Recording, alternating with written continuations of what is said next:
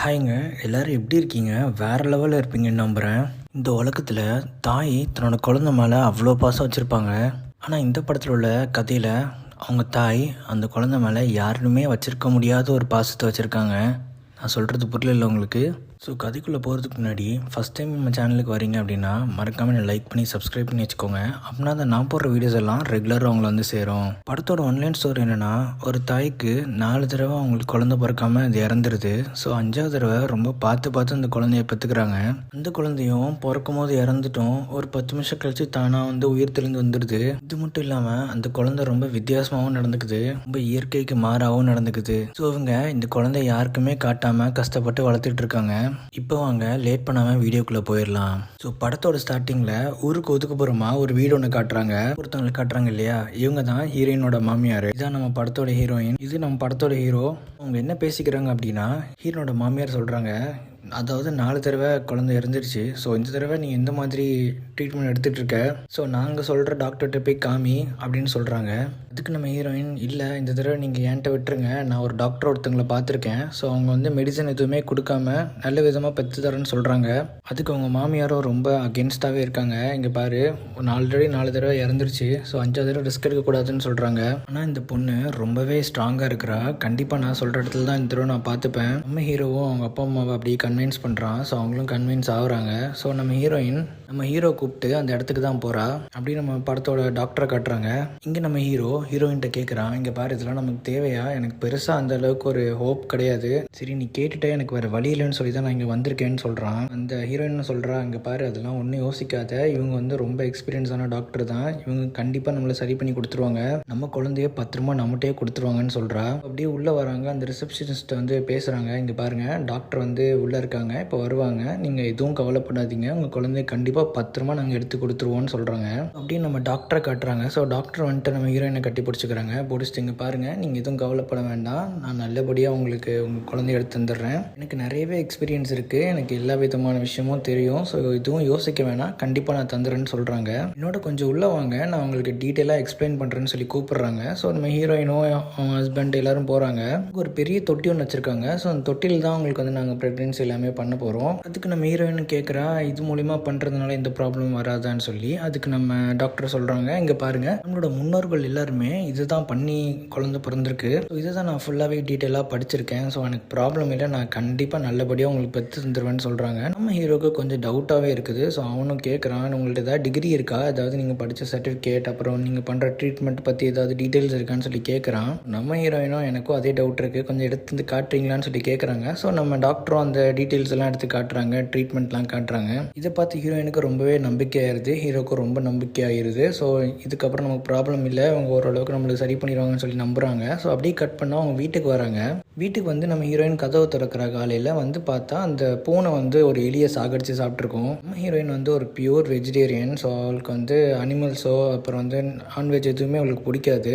அது எல்லாத்தையும் க்ளீன் பண்ணி ஒரு டஸ்ட்பினில் போட்டுட்டு நின்றுட்டுருக்கா. அப்புறம் அப்படியே நைட் வந்து ஹஸ்பண்ட்டை ரொமான்டிக்காக பேசிகிட்டு இருக்கா, இந்த மாதிரி குழந்தை பிறந்தா இப்படி இருக்கணும் அப்படி வளர்க்கணும்னு சொல்லி பேசிகிட்டு இருக்கா. ஸோ பேசிகிட்டு இருக்கும்போது ஹீரோனுக்கு ரொம்ப வயிறு வலிக்குது. ஸோ நம்ம ஹீரோவும், அம்மா ஒன்றுமே பயப்படாதுமா, நான் அவனை இப்போ உடனே கூப்பிட்டு போயிடுறேன்னு சொல்லிட்டு ஹாஸ்பிட்டலில் போய் சேர்க்குறாங்க. ஸோ அங்கே உள்ள ஒரு டாக்டர் வந்து பார்க்குறாரு.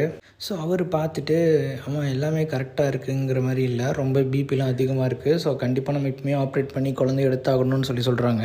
சார் இப்போ கரெக்டான டைம் இதுதான், ஸோ லேட் பண்ணால் அவங்க உயிருக்கே ஆபத்து அப்படிங்கிற மாதிரிலாம் சொல்கிறாங்க. ஸோ நம்ம ஹீரோவும் பயப்படுறான். அப்போ நம்ம ஹீரோயின் சொல்கிறா, இங்கே பாருங்கள் எதுவும் யோசிக்காதீங்க, அந்த டாக்டரை கூப்பிடுங்க, அவங்களால மட்டும் தான் நம்மளால் சரி பண்ண முடியும், நம்ம குழந்தைய எடுத்துற முடியும்னு சொல்லி சொல்கிறா. ஸோ ஹீரோவும் அவள் பேச்சு கேட்டுட்டு கால் பண்ணி அந்த டாக்டரை கூப்பிட்றான். ஸோ அந்த டாக்டர் வந்து ஹாஸ்பிட்டல் வராங்க. வந்துட்டு அந்த ஹீரோயினை போய் பார்க்குறாங்க. அந்த டாக்டர்கிட்ட போய் கேட்குறாங்க, என்ன ப்ராசஸ் நீங்கள் பண்ணிருக்கீங்க, கொஞ்சம் எனக்கு எக்ஸ்பிளைன் பண்ணுங்கள், உங்களுக்கு வந்து பெரிய விஷயம் ஒன்றுமே நடக்கலை, ஸோ இப்போல்லாம் ஆப்ரேட் பண்ணணும் அவசியமே இல்லை, நான் பார்த்துக்கிறேன்னு சொல்கிறாங்க. ஸோ டாக்டரும் பார்க்குறாரு, யாருமா நீ திடீர்னு வந்துட்டு ஏதோ பேசிகிட்டு இருக்கேன், நீ ஃபஸ்ட் யாருன்னு கேட்குறாங்க.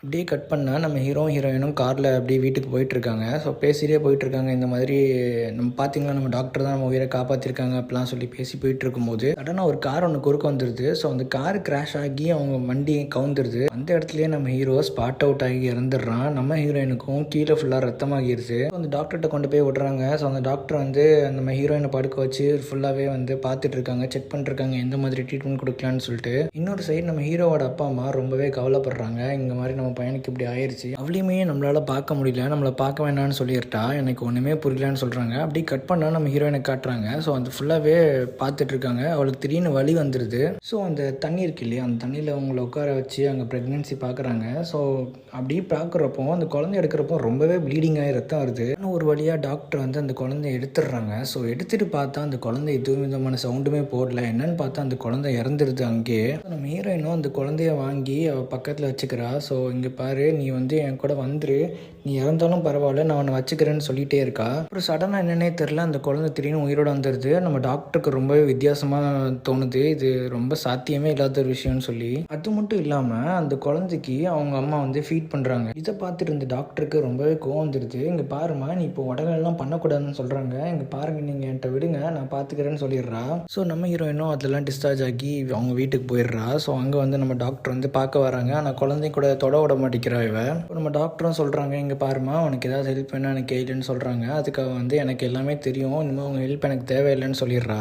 அடுத்து நம்ம ஹீரோயின் வந்து அந்த குழந்தைக்கு வந்து நல்ல ஒரு சீப் வச்சு சீவி விட்றா. சரி, சீவி விடும்போது பார்த்தா அந்த சீப்லேயே வந்து நிறைய முடி வந்துடுது. ஸோ வந்து அந்த சீப்பை டஸ்ட்பினில் போட்டுறா. அப்புறம் அந்த குழந்தை ரொம்ப அழுதுகிட்டே இருக்குது. ஸோ என்னது அழுதுன்னு சொல்லி பார்த்தா அதில் அந்த குழந்தை மேலே அந்த மாதிரிலாம் போயிட்டுருக்கு. நான் ஒரு நெட் ஒன்று வச்சு கவர் பண்ணிடுறா. அப்படி இருந்துமே அங்கே வந்து மொச்சிட்டே தான் இருக்குது. அந்த குழந்தை யூரின் எதுவுமே போகாமல் ஆனால் அந்த இடத்துல பயங்கரமாக நாறுது. இதை ஹீரோயின் ரொம்பவே நோட்டீஸ் பண்ணுறா. ஸோ வந்து குளிப்பாட்டுறதுக்காக ஒரு இடத்துல ஒரு டப்பில் வந்து தண்ணி ஊற்றி அப்படி குளிப்பாட்டிட்டு இருக்கா. ஸோ அந்த குழந்தையும் அப்படியே உட்காந்துருக்கு. திரும்பி அந்த குழந்தை ஒரு மாதிரி அழுற மாதிரி பண்ணுது. என்னடான்னு பார்த்தா தண்ணி ஃபுல்லாகவே ரத்தமாக போயிட்டுருக்கு. இதை பார்த்துட்டு நம்ம ஹீரோயின் அந்த டாக்டருக்கு கால் பண்ணுறா. ஸோ அவங்க ஆனால் பிக் பண்ணல. அடுத்த நாள் நம்ம ஹீரோயின் அந்த குழந்தைய பார்க்கும்போது அவரோட நெட்டு ஃபுல்லாகவே இருக்குது. இதை பார்த்துருந்தவளுக்கு ரொம்பவே கவலையாக இருக்குது. நம்ம குழந்தைக்கு என்னதான் பிரச்சனைன்னு சொல்லி குழந்தை ரொம்ப அழுதுட்டு இருக்கேன்னு சொல்லி ஃபீட் பண்ண பார்க்குறா. ஸோ அந்த குழந்தைக்கு ஃபீடும் பண்ணுறா. ஸோ கொஞ்ச நேரத்துக்கு அப்புறம் அந்த குழந்தை நல்லாவே தூங்கிடுது. ஸோ நம்ம ஹீரோயின் நைட்டு தூங்குறதுக்காக போய் தூங்கும்போது திரும்பி படுக்கிறப்போ அவளுக்கு அந்த இடத்துல வலிக்குது. என்னடா நெஞ்செல்லாம் வலிக்குதுன்னு சொல்லி பார்த்தா ஹீரோயின் ஃபீட் பண்ண இடம் ஃபுல்லாகவே ரொம்பவே ரத்தமாக இருக்குது. இது எல்லாத்தையுமே அந்த டாக்டர் வெளியில் கார்ல இருந்து எல்லாத்தையுமே பார்த்துட்டே இருக்காங்க. கொஞ்ச நேரத்துக்கு அப்புறம் அந்த குழந்தை திரும்பி எழும்பிடுது. ஸோ எழும்பி மறுபடியும் வந்து ஃபீட் பண்ண கேட்குறதுங்கிறதுனால நம்ம ஹீரோயின் இன்னொரு சைட்ல இருந்து ஃபீட் பண்ணுறாங்க குழந்தைக்கு. அவங்களால எதுவுமே பண்ண முடியல, ஏன்னா அவ்வளோ பெயின் இருக்கும். ஏன்னா லெஃப்ட் சைடும் ரைட் சைடு ரெண்டு சைடுமே இந்த மாதிரி தான் இருக்குது. குழந்தைய தூக்கி பார்க்கும்போது தான் அவங்க ஒரு விஷயத்தை நோட் பண்ணுறாங்க. அதாவது என்னன்னா, அந்த குழந்தை ஃபீட் பண்ணுறப்போ பால் குடிக்காம அவங்களோட ரத்தத்தை தான் இவ்வளோ நாள் குடிச்சிட்டு இருந்திருக்கு. ஒரு நைட்டு ஃபுல்லாகவே அவங்க வந்து ஃபீட் பண்ணி அவங்க உடம்பு ஃபுல்லாகவே ரத்தமாக இருக்குது. ஸோ நம்ம ஹீரோயின் ஒரு விஷயம் யோசிக்கிறா, நம்ம குழந்தை ரத்தத்தை மட்டும் தான் குடிக்குது, பேசாமல் நம்ம ஏன் நம்ம ரத்தத்தை கொடுக்கணும், பேசாமல் ஏதாவது ஆடு மாடோட ரத்தத்தை கொடுக்கலான்னு சொல்லி அதில் உள்ள ரத்தத்தை எல்லாத்தையுமே ஜூஸரில் போட்டு ஜூஸாக ஆக்கி அது ஃபீடிங் பாட்டிலில் சேர்த்து வச்சு அதை நம்ம குழந்தைக்கு கொடுக்கலான்னு சொல்லி எடுத்து வைக்கிறா. ஸோ அதை நம்ம குழந்தைக்கும் கொடுக்குறா. ஸோ அந்த குழந்தையும் அதை அப்படியே குடிச்சிருது. ஆனால் அந்த குழந்தை அப்படியே அந்த இடத்துலயே வாந்தி எடுத்துருது. ஸோ இதனால இதெல்லாம் சரிப்பட்டு வராதுன்னு சொல்லி யோசிக்கிறா. இது எல்லாத்தையுமே வந்து டஸ்ட்பின்ல போடுறதுக்காக போறா. அந்த இடத்துல நம்ம டாக்டர் பார்த்துடுறாங்க. இன்னொரு சைடு நம்ம ஹீரோ இருக்காரு இல்லையா, அவரோட அம்மா இன்னொரு டாக்டர்கிட்ட சொல்லி, இங்க பாருங்க, என்னோட மருமக வந்து என்னோட குழந்தைய பார்க்க விட மாட்டா, என்னோட பேரனை. ஸோ நீங்க அவ வீட்டுக்கு போயிட்டு சும்மா மெடிக்கல் செக்அப் பண்ணணும்னு சொல்லிட்டு போங்க, போயிட்டு அவ எப்படி இருக்காங்கிறத பார்த்துட்டு என்கிட்ட சொல்லுங்க, அங்கே ஏதாவது தப்பா இருந்தா அந்த தயவு செஞ்சு அந்த குழந்தைய எப்படியாவது இங்க கொண்டு வந்துருங்கன்னு சொல்றாங்க. ஸோ அந்த டாக்டரும் நான் போய் செக் பண்ணுறேன், நான் என்னென்னு பார்த்துட்டு உங்களுக்கு கால் பண்ணுறேன்னு சொல்கிறான். ஸோ அந்த டாக்டரும் நம்ம ஹீரோயினோட வீட்டுக்கு வராங்க. வந்துட்டு கூப்பிட்றாங்க, இங்கே பாருங்கள், நான் மெடிக்கல் செக்அப் பண்ணுறதுக்காக மட்டும் தான் வந்திருக்கேன்னு சொல்லி. நம்ம ஹீரோயின் நீங்கள் வேண்டாம், நீங்கள் வெளியே போங்கன்னு சொல்கிறா. இந்த டாக்டரும் எவ்வளவோ கேட்டு பார்க்குறாரு, நான் சும்மா மெடிக்கல் செக்அப் பண்ணிட்டு போயிடுறேன்னு சொல்கிறாரு. ஆனால் ஒத்துக்கவே மாட்றா. அவரும் வேண்டான்னு சொல்லிட்டு அப்படியே அங்கேருந்து கிளம்பிடுறாரு. அடுத்த நாள் அந்த குழந்தை தொட்டிலில் படுத்துட்டு இருக்கும்போது ரொம்பவே அழுது. ஸோ அந்த பொண்ணும் பக்கத்தில் போய் என்னடான்னு போய் பார்க்குறப்போ அந்த குழந்தையோட வயிறு ஃபுல்லாக ரத்தமாக இருக்குது. என்னன்னு பார்த்தா அங்கே பக்கத்தில் உள்ள எலி ஒன்று செத்து கிடக்குது. ஸோ அந்த குழந்தை அந்த எலியை ஃபுல்லாகவே கடிச்சு சாப்பிட ஆரம்பிச்சிருச்சு. இப்படி இந்த குழந்தை அவங்க அம்மாவோட ரத்தத்தை ஃபுல்லாகவே குடிச்சிட்டே இருக்குது. ஸோ இப்போ நம்ம ஹீரோயின் அந்த டாக்டருக்கு கால் பண்ணுறாங்க. அசிஸ்டண்ட்டை பேசுகிறாங்க, இந்த மாதிரி நான் டாக்டர்கிட்ட எனக்கு ஒரு அப்பாயின்மெண்ட் வேணும், அவங்களுக்கு கொஞ்சம் வர சொல்ல முடியுமான்னு சொல்லி.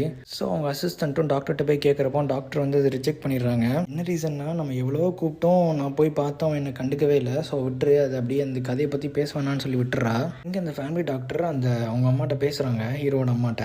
இது பாருங்கள், நான் போய் கேட்டேன், ஒன்றுமே கண்டுக்கலான்னு சொல்கிறாங்க. ஸோ இன்னொரு டைம் நீங்கள் போங்கன்னு சொல்லி அவங்க அம்மாவும் சொல்கிறாங்க. சரி ஓகேன்னு அந்த ஃபேமிலி டாக்டரும் போகிறாரு. ஆனால் இந்த தடவை நம்ம ஹீரோயினால் முடியல, ஸோ உள்ளே வாங்கன்னு சொல்கிறா. சொல்லிட்டு அவரோட பிரச்சனை எல்லாத்தையுமே சொல்ல ஸ்டார்ட் பண்ணுறா. இங்கே பாருங்கள், என் என் குழந்தை ரொம்ப கஷ்டப்பட்டு தான் பிறந்துச்சு. அது மட்டும் இல்லாமல் அது நான் ஃபீட் பண்ணுறப்போ என்னோட மில்கை மட்டும் குடிக்காமல் என்னோட பிளட்டு ஃபுல்லாகவே அது குடிச்சிட்டு இருக்கு. இதெல்லாம் கேட்டிருந்த டாக்டருக்கு அள்ளு விட்டுருது. என்னம்மா சொல்கிறேன்னு சொல்லி அவரோட பாடி ஃபுல்லாகவே செக் பண்ணுறாரு, உடம்புல எல்லாமே. சரிம்மா உன்னோட மில்க் சாம்பிள் எனக்கு வேணும்னு சொல்லி கேட்குறாரு. ஸோ அந்த பொண்ணு எடுத்து கொடுத்துட்டு இருக்கும்போது அந்த ரூம்லேருந்து பயங்கரமாக ஒரு சவுண்டு வருது. சரின்னு சொல்லிட்டு நம்ம டாக்டரும் அவளை தட்டி விட்டுட்டு நேராக அந்த ரூமுக்கு போகிறாரு. இதை பார்த்துட்டு நம்ம ஹீரோயினுக்கு ரொம்ப கோவமாயிருது. ஏன்னா அந்த குழந்தைய பார்த்தா அவருக்கு தெரிஞ்சிடும்னு சொல்லி நம்ம ஹீரோயின் எதுவுமே யோசிக்காம பக்கத்தில் இருக்க கிளாஸ் எடுத்து நம்ம டாக்டரோட மண்டையில் அடிச்சு அவரை போட்டு தள்ளிடுறா. அப்போ நம்ம டாக்டர் ஒரு மிஸ் கால் கொடுத்துருப்பாரு. அதனால நம்ம ஹீரோட அம்மாவும் அந்த ஃபோன் அட்டன் பண்ணியிருப்பாங்க. அதுக்கப்புறம் ஃபோன் உடஞ்சதுனால அவங்க கால் பண்ணி சுவிச் ஆஃப் தான் வரும். ஏதோ தப்பாக இருக்குங்க, நான் ஃபர்ஸ்ட் போய் அவள் வீட்டில் போய் பார்க்குறேன்னு சொல்லி அவங்க கிளம்பிடுறாங்க. இதை பார்த்தா நம்ம டாக்டர் கீழே விழுந்து மண்டையில் அடிப்பட்டு ரொம்ப ரத்தம் போயிட்டு இருக்கு.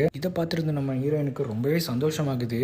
இவ்வளோ நாள் நம்ம கஷ்டப்பட்டு ரத்தம் கொடுத்துட்டு இருந்தோம், இதுக்கப்புறம் ஒருத்தன் கிடச்சிருக்கான், இவனை வச்சு ஒரு வாரம் ஓட்பேத்தலான்னு சொல்லி யோசிக்கிறா. அப்படின்னு சொல்லி டாக்டர் அப்படி தரன்னு இழுத்துட்டு போய் பாத்ரூமில் வச்சுக்கிறா. வச்சது மட்டும் இல்லாமல் அவரோட கையெடுத்து அந்த நரம்பு போயிட்டு இருக்கும் இல்லையா, அது ஒரு நரம்பை மட்டும் கட் பண்ணி அதில் உள்ள ரத்தத்தை ஒரு பாட்டிலில் பிடிச்சிட்டு இருக்கா. ஆக்சுவலாக இவன் ஒரு வெஜிடேரியனாக தான் இருப்பா. ஸோ நான்வெஜ்ஜை பார்த்தாலே அருவருப்பாக தான் நினைப்பா. ஆனால் இங்கே பார்த்தா தன்னோட குழந்தைக்காக என்ன வேணா பண்ணுற லெவலுக்கு அவள் போயிட்டா. இங்கே நம்ம ஹீரோட அம்மா அந்த வீட்டுக்கு வந்துடுவாங்க. ஸோ கதவை தட்டிகிட்டே இருக்காங்க. அம்மா இருக்கேம்மா, என் பேரை நான் பார்க்கணுன்னு வந்திருக்கேன்னு சொல்லி தட்டிகிட்டே இருக்காங்க. ரொம்ப நேரம் தட்டி ஆள் வரலன்னு சொல்லி அவங்களே கதை திறந்து வீட்டுக்குள்ளே வந்துடுறாங்க. நம்ம ஹீரோயின் ஒரு பாட்டில், ஃபீடிங் பாட்டில் ஃபுல்லாகவே இருந்த ரத்தத்தை பிடிச்சிடுறா. ஸோ நம்ம ஹீரோட அம்மாவும் ஒவ்வொரு இடமா அப்படியே பார்த்துட்டு வந்துட்டு இருக்கும்போது ஒரு மிக்சரை பார்க்குறாங்க. அதில் ஃபுல்லாகவே இந்த ஆடு மாடு இது எல்லாத்தையுமே ஜூஸ் ஆக்கி வச்சிருப்பா. ஸோ இது அவங்க யோசிக்கிறாங்க, இவ வெஜிடேரியன் தானே, எப்படி இவள்கிட்ட இதெல்லாம் பண்ணியிருக்கா, யாருக்காக பண்ணியிருக்கான்னு சொல்லி யோசிக்கிறாங்க. அவங்க போட்ட சத்தத்தில் நம்ம ஹீரோயின் அந்த பாட்டில் தெரியாமல் கீழே தவறி விட்டுறா. அந்த பாட்டில் உடஞ்சி ரத்தம் ஃபுல்லாகவே கீழே ஆகிருது. நம்ம ஹீரோயின் எதுவுமே யோசிக்காம அடிப்பம்பில் தண்ணி எடுக்கிற மாதிரி நம்ம டாக்டர்கிட்ட இருந்து ரத்தத்தை மறுபடியும் உரிய ஆரம்பிச்சிடுறா. ஸோ நம்ம ஹீரோவோட அம்மா ஒரு வழியாக ஹீரோயின் இருக்கிற ரூமுக்கு வந்துடுறாங்க. ஸோ நம்ம ஹீரோயின் டக்குன்னு வெளியே வந்துடுறா. என்னம்மா உங்களுக்கு என்ன பிரச்சனை, நான் இப்போ தான் குளிச்சுட்டு வெளியே வந்தேன், பையன் தூங்கிட்டு இருக்கான், தயவு செஞ்சு பேசாதீங்க, சத்தம் போடாதீங்க, அவன் எழுமிச்சிருவான்னு சொல்லி சொல்கிறா.